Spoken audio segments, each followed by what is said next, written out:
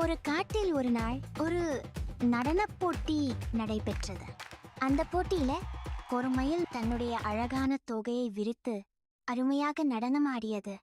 அந்த மயிலின் நடனத்தை பார்த்த ஒரு வான்கோழி, நானும் நடனம் ஆட முடியும், மேலே விட நான் நன்றாக ஆடுவேன் என்று சொன்னது. ஆனால் வான்கோழிக்கு நடனம் சரியாக வரவில்லை. அதை பார்த்த விலங்குகள் அதை ஏளனம் செய்து விரட்டினார்கள். அந்த அவமானத்தை தாங்க முடியாமல் வான்கோழி சிங்கத்திடம் சென்று முறையிட்டது.